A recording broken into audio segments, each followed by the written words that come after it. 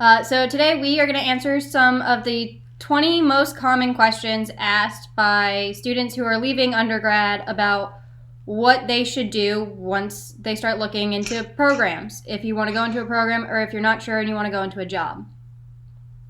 So our panel here of lovely, lovely students who have decided to join me today in our quarantine lockdown are going to answer some of your guys' questions. My name is Ariana. I studied biology at JMU and got my master's there. I worked with Dr. Seifert looking at antibacterial properties of novel amphiphils. I am just finishing my first year of the grad program, and I am in Dr. Wirch's research lab. I've been working with him for the past 3 years, studying an algae called microcystis and its interactions with bacteria. Hi, I'm Morgan, and I just got my Master's of Science. I was working with Dr. Mosley at JMU, and we were studying how urbanization impacts the song features of gray catbirds. I'm Maddie Ward, and I was in Dr. Halsell's lab. I also just got my master's from JMU, and what I was looking into was whether this family of genes called annexins are involved in Drosophila coldness deceptions. And I'm Sarah Schoen. I also just got my master's in biology from JMU. It's almost like we all know each other a little bit. Yeah. I worked with Dr. David McLeod for about 4 years on a project working with Lumninectes coli, a fanged frog out of Southeast Asia, to use statistics to delimitate between their species. So we'll start with Morgan since she's on my screen. Okay, hi. Why did you want to go to graduate school? So as I was finishing up my bachelor's, I wasn't really sure what to do because I had spent my whole life pretty much in school. So, and I was good at it. So I was just like, okay, well, I guess I'll do some more. And that's kind of how I ended up getting my master's. I wanted a career in biology, but I felt like I needed a better foundation. I switched to bio in undergrad like halfway through. So I feel like I needed to just learn a little bit more, get more experience. And my reason is kind of similar to both Morgan's and Ariana's. I've known since 8th grade that I wanted to do something in biology, but as I was finishing up my undergrad, I realized that I would need to further my education to continue on like the path to get to those careers. And also I was working with an advisor during undergrad that I really wanted to continue research with. So that was a big part of me choosing to go to grad school in general. So for me, when I was an undergrad and for most of my life, I wanted to be a veterinarian. And then by sophomore year, I realized I really didn't want to be that anymore. So I ended up later on my junior year, going and starting to do research. And that opportunity actually really made me want to go into a PhD. And I didn't think that was a good idea to just straight off go in, so I decided to go on to a master's. My reasons are really similar to Nikki's. I knew I needed to get a master's to advance my career in biology. I really liked my advisor, and I wanted to see my project through to completion. That leads into the other question. Who here took a gap year? So Ariana and I took a gap year because I needed to mature a little bit more before starting a master's program. I wasn't 100% sure what I wanted to do. I knew I liked my project, but statistics was really hard for me. So I took a gap year and took a job at the Mariah Mitchell Aquarium. And then I took an AmeriCorps position working in the Department of Conservation and Recreation.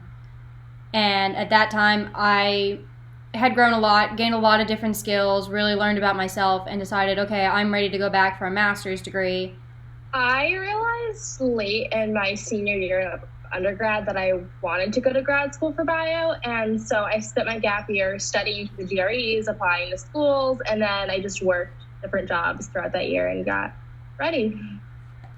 So what type of jobs or internships did you recommend during a gap year, Ariana? So I moved to Virginia about 4 days after I graduated undergrad, and so I didn't really have any connections, and my bio background is pretty weak, and so I had a good background in physical therapy, so I just did jobs in that. But I would definitely recommend if you have connections, try to get a job in biology and make sure that you really do want to be in this field. I feel like I spent a lot of time when I was growing up, not that I'm that old now, but exploring different fields, because it kind of helped me weed out what I didn't want to do and be sure that when I wanted to do this, that I was like really wanted to do it. I don't know, things like that. I really recommend that if you know you want to be in biology, but you don't know what kind of biology you want to be in, there's a lot of different kinds. I would start with figuring out if you are a fieldwork person, like you like to be outside and in all weather conditions, ready to take on your project. Like if that's really for you, you should give that a shot. Or if you'd prefer to work in a lab, like Ariana and Maddie, as you can clearly see, think that is their best. I do a little bit of both. Yeah. She does. And you can get a lot of that experience in internships and positions or jobs. Just kind of like what Ariana said, figure out what you don't like, and that'll lead you into the direction of what you do like.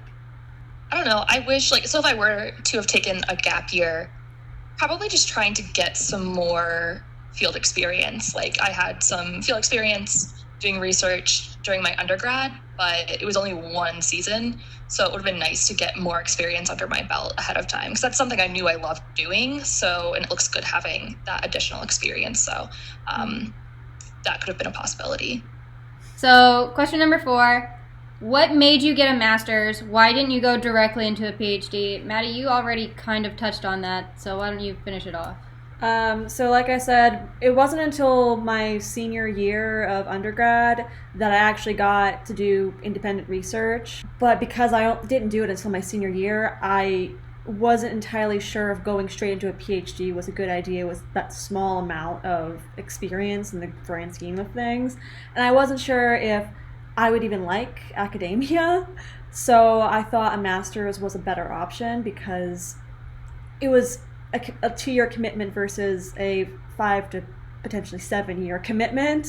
And with a master's, you have a larger variety of potential jobs you can have as well. So that's why for me. Morgan? Yeah, I think my reasoning is very similar to Maddie's. I actually ended up getting into both this master's program at JMU and a PhD program at a different school. And I ended up going with the master's, again, just because it's less of a commitment. So it's like, right, I didn't know if I really wanted to be in academia or not. Yeah. So I think just the 2 years, that's a really useful way to get a taste for it. Because even if you realize, no, this isn't for me, it's 2 years, which can seem daunting, but compared to the 5 to 7 years, it's not. So that's mostly why I went with the master's program. I was actually only applied to JMU, so it was this or nothing. I wasn't really interested in a PhD at the time, or at least I didn't know whether I would be. So kind of like how Morgan said, 2 years is just a good amount of time to get a taste of it without being fully committed for almost a decade. How did you go about selecting a graduate program? Well, we all obviously go to JMU. So what brought you to JMU? So I was debating between 2 schools, and I felt like I really connected with the advisor at JMU, and definitely just, I don't know, a better vibe. So I started out just generally looking for faculty at universities that they were studying what I was interested in, what I liked. And I stumbled across Dr. Mosley, which was actually through a mutual friend of mine. She was doing the exact sort of research I wanted to do. The thing about ornithology in general is that it's predominantly dominated by men.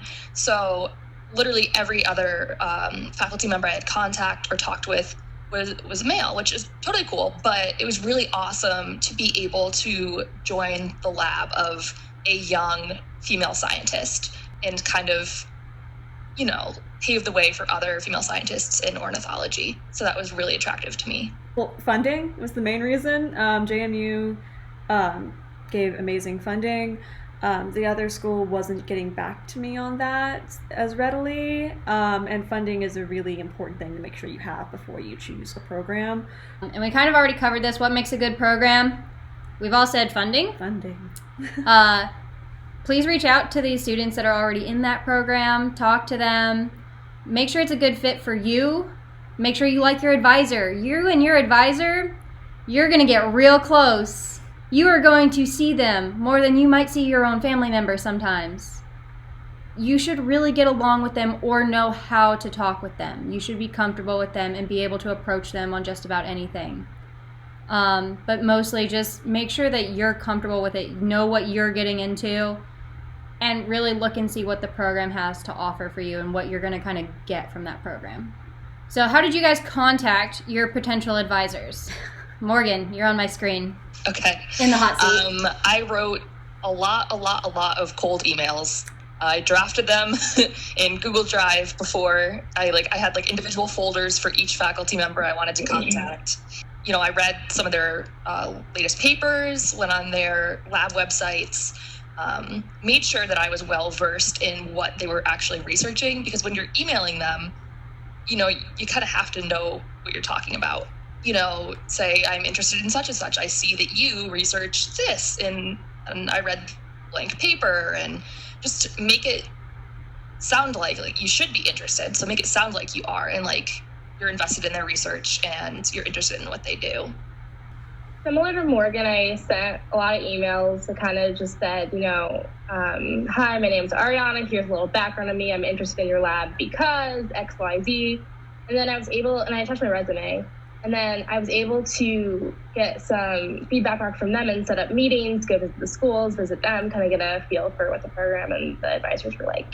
I joined my advisor's lab my junior year of undergrad. So that was pretty different. I didn't contact any other advisors. It was more like... How did you find your lab as an undergrad? From someone who was in his lab. Words. Connection. So I recommend making sure all of those emails you're sending and you solidified any and all connections well before the deadline. And you're not doing that January 13th when it's due... The 15th. Well, it's due February 1st. But still, don't wait until 2 weeks before the deadline. I'm going to stress that you should always reread those drafts or have someone else reread those drafts, and then you should be really sure about what you attach in those emails. Make sure that you have the most up-to-date version. Do really well at data management and really name those files something you know what it is. When should I contact the advisor? When would be the best time to do that? I think I contacted all of mine by, it was sometime in early to mid-fall, but you probably want to contact probably a little bit sooner than that. I think I was a little later. I mean, I started like late July, early August. Morgan is our early bird. Yeah. She is she's on top of it. And, yeah. So yeah, aim for summer if you can. If you're really put together like Morgan is here. Oh, I don't know about that. Maddie and I aren't put together enough. No. But you try to contact them sooner rather than later, just because it gives them a better impression of you to say you're reaching out early rather than you're reaching out right before the deadline. Yeah. And we can probably all answer this one together. Is it okay to do a follow-up email? Yes. Yes. You definitely should. Mm-hmm. You should always send a follow-up email. For my PhD, I sent several because I wasn't hearing back and I just didn't have a date for when they'd get back to me. So I waited 2 weeks, sent an email, waited another 2 weeks, sent an email, and then debated on sending another email. And I did, and I'm really glad I did because now I'm in the program. So always send a follow-up email. Yeah. Even if you feel like you're being annoying, send the follow-up email. It shows you're interested and you're committed, which is a great trait they're probably looking for. Question number 10. Not all programs require you to teach, but ours did. So what is it like to teach while balancing your research? Ariana, you are in the hot seat. Ooh, okay. Personally, before I started the program, I was really nervous about teaching. Didn't think I would like it, but I absolutely loved it. I think we only have to teach like 1 to 2 labs a semester, and so it's not too hard to balance. I feel like as long as you have like decent time management, you'll definitely be able to handle it. Also, yeah, I was super nervous. Like, I had never had any previous teaching experience. Like, the first day I stood up in front of a lab of 24 students, I thought I was going to pass out. But, you know, it was really interesting, the progression. You know, it started out not necessarily being for me. I didn't love it. Like, I learned a lot of great skills from it. But it grows on you. And by the end of it, I actually enjoyed it. And like Ariana said, it's not too difficult to balance with research. Just make sure that you budget your time wisely. So yeah, for me, I really enjoyed teaching, but I will say my first semester I did struggle with balancing between research and classes and teaching. But once you have that schedule down and you know, okay, here's what I have to do today, like once you put yourself in a schedule, it's really easy to transition into that. It just becomes a part of your day-to-day life, and it's enjoyable. But you don't have to teach. There are actually 2 other ways, at least at JMU, on how you get funding, and I'm going to have Nikki talk about hers. She has a research assistantship. I'd like you to talk a little bit more about that. My funding for being in the program was covered by my advisor, which meant that I didn't have to teach. So that gave me more time to be in the research lab. And I was required to put a little bit more hours in the lab because of this like research assistantship. But I mean, I found that was pretty easy to do and kind of necessary to do in order to complete my work. Yeah, these are less common, but they are definitely a good alternative. And Maddie, for a period of time, you had a graduate assistantship. Mm-hmm. Can you explain what that is? So it was about 10 hours a week. I did work with it. The program was involved with another department or school of the university. I guess kind of making a database for all of the publications that come out of JMU and the student involvement in it. So how many students are on these publications? So I got paid to help with this research and look into this project. So there's a lot of different ways to get funding. But again, we're really going to stress finding a way to have a funded program or a way to have an assistantship like either Nikki or Maddie did if you're willing to take those on or if they're available. So I'm going to ask everybody, what is a piece of advice you'd give to someone starting to look at a program or just starting a program? Nikki, you're in my hot seat. I think you really need to be committed to what you're doing. Like there were times I came into the lab on Thanksgiving Day. I was there right up until Christmas. If there are experiments that need to get run in a certain time frame, you have to understand that your commitment is to this program. And then kind of tying into that, I think time management is a big thing that you need to be on top of from day one. This isn't like undergrad where you can get away with putting things off or like not paying attention or going to class or doing the work. I think having a timeline is super important and trying to stick to that timeline because you really can't, especially if it's a 2-year program, you can't just like, pump everything out at the end, the last few months. Like you can try, you probably won't be able to do it. And if you can, it'll be the most stressful time of your life. So, so really try to keep a steady pace, I think is the most important thing. I guess an additional piece of advice is that going back kind of to your advisor, making sure your style fits with theirs. So my advisor is fairly hands-off, but that works really well for me. But if you want someone that's a little bit more hands-on, then you want to make sure you look for that. So do your research. I agree, especially going back to Morgan, making sure time management, because you don't know if a pandemic's going to happen. So who's going to a PhD after this? Is just Maddie and I. So Maddie, how did you decide to go to a PhD? PhD was something I was always kind of aiming for because I realized that I really, really enjoyed research, and I do enjoy academia for the most part. So that's how I decided I wanted to go into a PhD.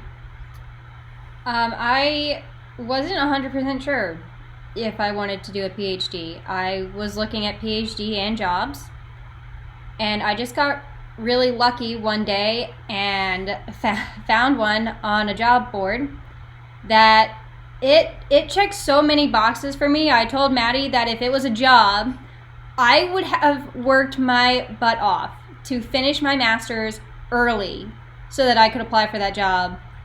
And that's how I knew I wanted to at least do that program. And after that, it was just kind of written in.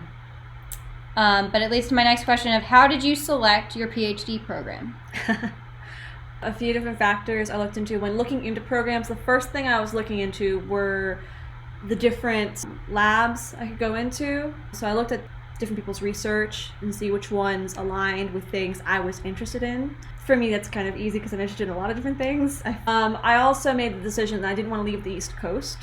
And then lastly, I began looking into each program with who has funding. I had two different programs, and I got into both of them, and I had to decide which one I wanted to go into. The one, because they gave me amazing funding, the potential for health insurance, and I really enjoyed all the people I interviewed with. It seemed to click very well with me. The other program, it was all really up in the air with funding and everything like that, and I didn't get to interview with anyone really. They kind of just told me, okay, here's your advisor. Mine is a bit non-traditional. Maddie, I would say, went the traditional route of like looking at schools, looking at people, and then interviewing at several schools and, seeing what they had to offer. Because I found mine on a job board, I went all or nothing like Nikki did with JMU. It was I applied to that school, and I'm either going or I'm not. So you're sensing a theme. This is how most of us chose our master's programs. And when it comes to PhDs, you do about the same thing.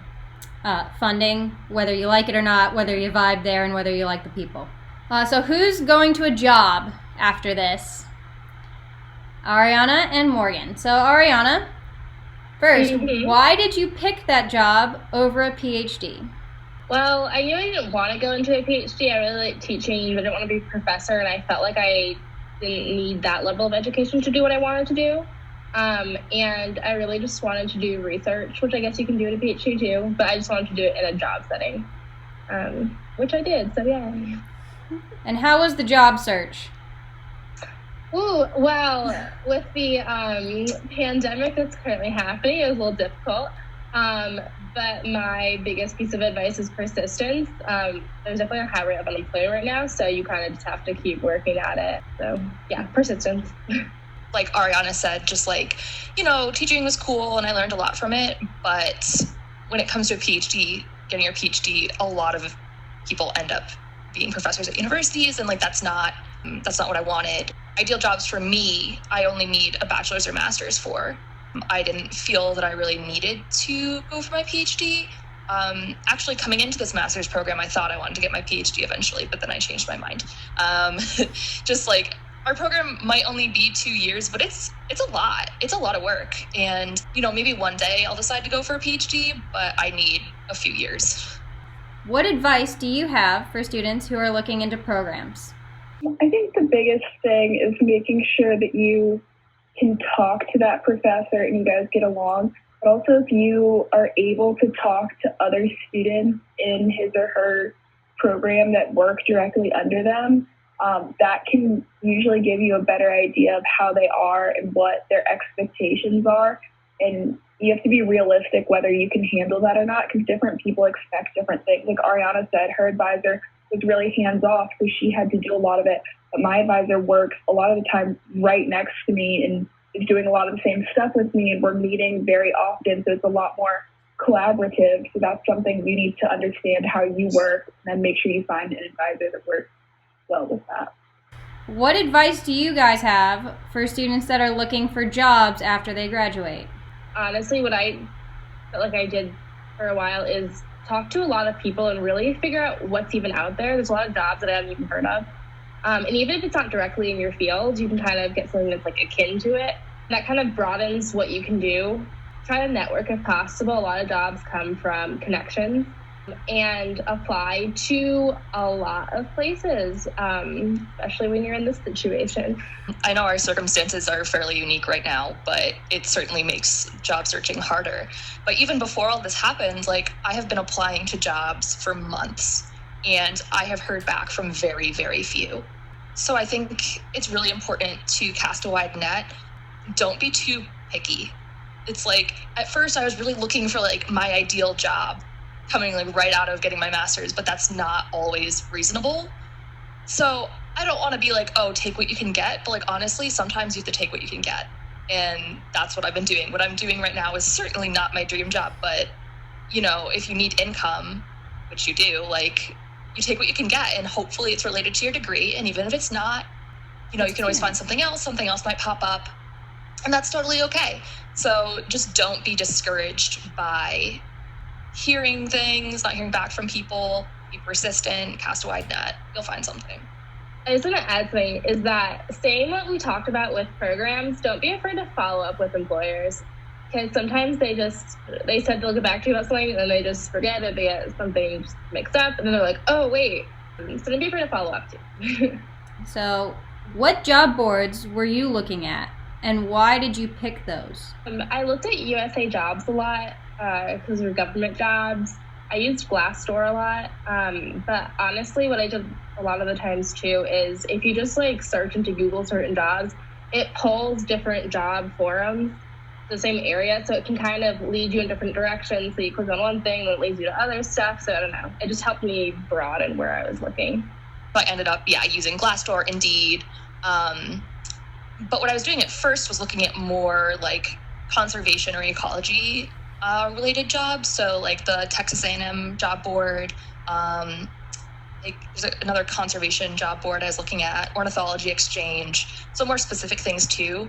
But those are more like seasonal work related things. So it's not as helpful for finding a full-time, like long-term career. Morgan, when you apply for jobs, did you have to do a CV or a resume? So although almost all of the ones I applied for just wanted a resume, I also have a CV that I keep updated, and I send that for like teaching positions or like certain lab positions. Ariana, what about you? Usually just resumes, because usually just looking for like highlight stuff for these jobs. So the question we get a lot is, what's the difference between a CV and a resume? So Ariana, what is the main difference between your CV and resume? I would say my CV is just a lot more detailed. And then for my resume, it's saying that I tailor a lot to specific jobs. And basically, my advisor always tells me you want to make sure that your employer doesn't have to work for the information that they want. You give it to them in a really easy way. If you overindulge them with information, they're just gonna not know what's going on. So just highlight specific things towards that job. Make it easy for them to see that you're qualified. So my mom does like the hiring essentially for her organization, and she looks at only resumes. She doesn't look at CVs. Resumes for her especially, no more than 2 pages. Like if it's more than 2 pages, she doesn't even like look at it. She just tosses it. Like, 'cause that shows either there's a lot of fluff or a lot of unimportant information, or you're trying to make up for something by just adding more things. But CV, that can be multiple pages. Like more information is sometimes beneficial in a CV. And my main difference is I really focus on my research more in my CV. For any publications that I've written or I'm currently writing are on my CV. I don't necessarily put them on my resume. I say I have scientific papers in the works. So I just get more specific, but I really focus on the science portion of it. The last 2 questions are for everybody, and they have to do with interviews. So you've all had to interview for one thing or another. So let's start with Ariana, since she's in my hot seat. What advice do you give to anybody for interviews? Prepare. Do a lot of research on the company, the interview, and I had a couple things. Fine, you can list them out. Just look professional, even if it's on like a webex forum or whatever it is, and make sure you sound excited about the job. You don't want to just be like, be happy. Nikki? I agree with Ariana. You just want to practice a lot, like practice out loud or practice with someone. There's a lot of questions that you're most likely going to get asked, so you should have a good answer, especially if someone says, why should I hire you?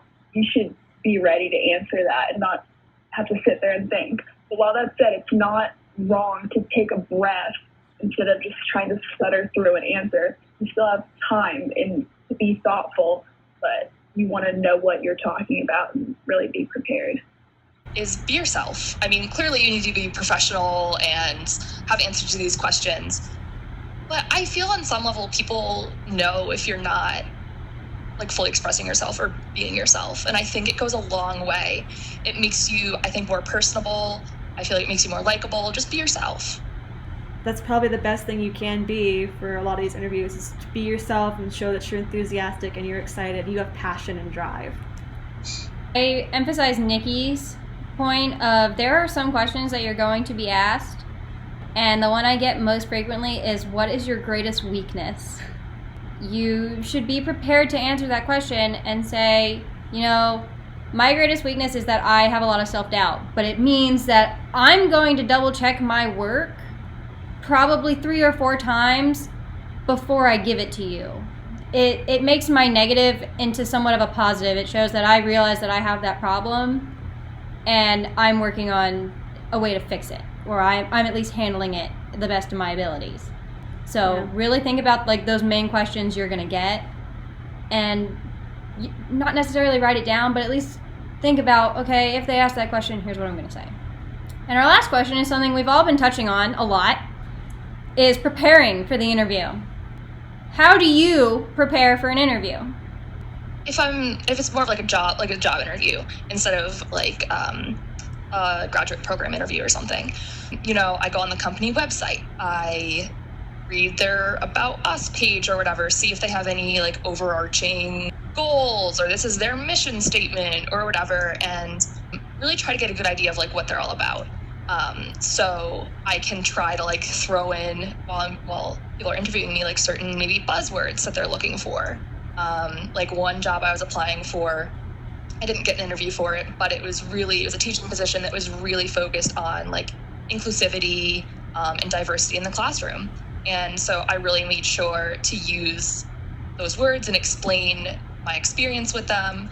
So just being knowledgeable about the company, kind of, while still being yourself, being able to focus on the things that company, their values, what they find important. Nikki, how do you prepare for an interview? Make sure you know like the job you're applying for, the program you're applying for. Make sure you know the name of the person you're sitting down talking to. And that also helps just like bringing up their name in conversation. I think like research is just the biggest thing, like practice and research.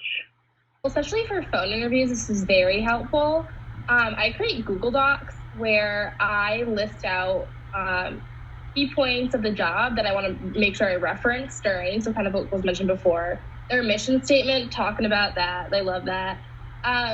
Why I'm interested, my strengths, my weaknesses, and those positive spins on the weaknesses.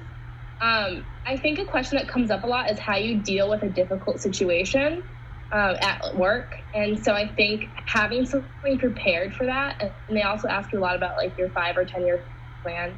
And then I always make sure that I have questions for them. Usually like, is there room for growth at the company? Are you able to work remote? What's the company culture like? Things like that. I think that also helps to show that you're interested and that you're actually really taking this job seriously and in consideration. But yeah, also, like I said before, just to emphasize what was mentioned also by the others, is that be excited about the job. Be yourself, but be excited. You want to leave a good impression on them and a lasting impression. So body language is something that's really important when it comes to like an in-person interview, and making sure you're dressed in something that is professional and appropriate and something you feel confident in. Even if it's a phone interview too, or webex, make sure you're in something you feel confident in, because that boost will really help you to make you feel more comfortable throughout the interview. Something I'm going to emphasize is you should know who you're talking to, and you should really know the name of the company. When I was applying for my gap year, I applied to Mariah Mitchell. But if you look at it, most people pronounce it Maria Mitchell. And so when I was in the Skype interview and I said Mariah Mitchell, the interviewer looked really surprised. It really showed that I cared about it, and I actually ended up getting that position. And she said one of the things that really surprised her was I knew how to pronounce it, because she had done several other interviews where everyone said Maria instead of Mariah. Lasting impression. Yeah, that is all of our questions. I'm going to thank every single one of you for taking time out of your quarantine lockdown to hang out and answer these questions with me. Thank you so much for letting me convince you to do this.